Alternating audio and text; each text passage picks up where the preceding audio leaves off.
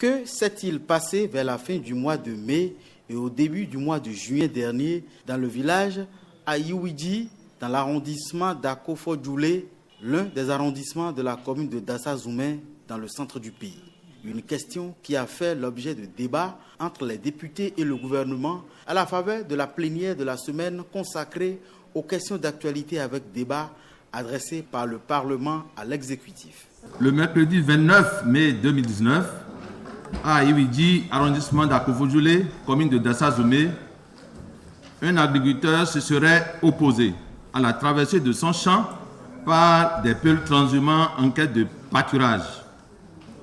Il s'en est suivi une violente altercation qui a coûté plusieurs jours de coma à l'agriculteur et la mort à un des peuls transhumants.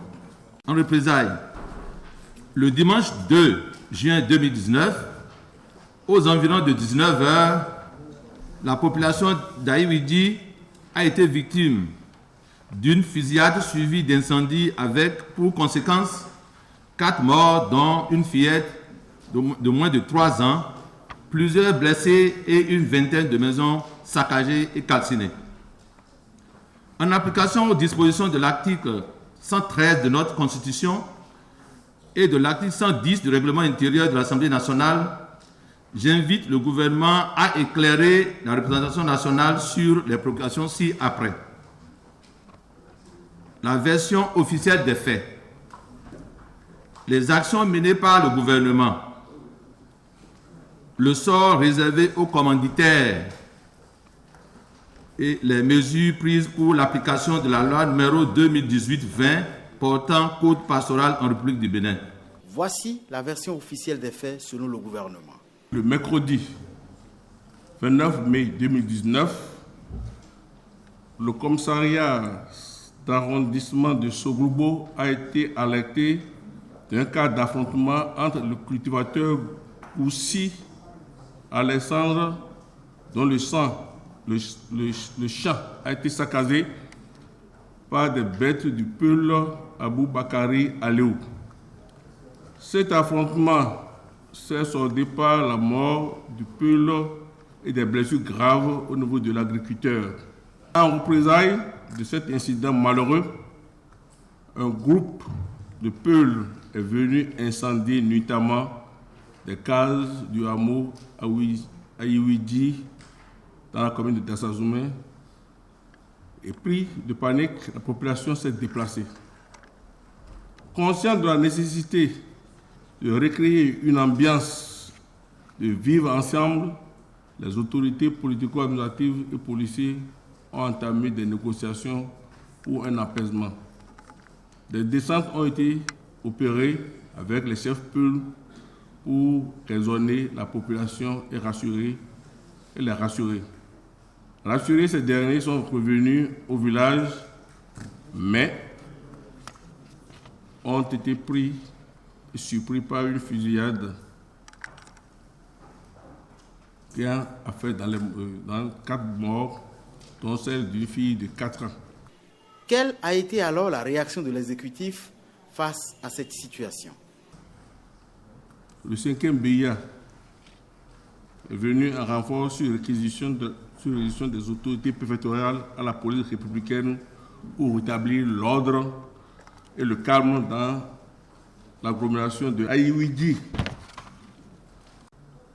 Les premières investigations ont abouti à l'interpellation des sieurs Idrissou Oumarou, âgé de 38 ans, et Idrissou Abou Bakari, âgé de 43 ans, présumés être les principaux auteurs de cette barbarie, ont été présentés au procureur de la République et les enquêtes se poursuivent pour des interpellations de tous les auteurs et de leurs commanditaires. À l'origine de ce drame, une mauvaise négociation de l'occupation de l'espace entre agriculteurs et éleveurs peuls. Une occupation pourtant réglementée par la loi portant code pastoral en République du Bénin. Comment cette loi promulguée en avril 2019 est-elle appliquée, interroge le Parlement.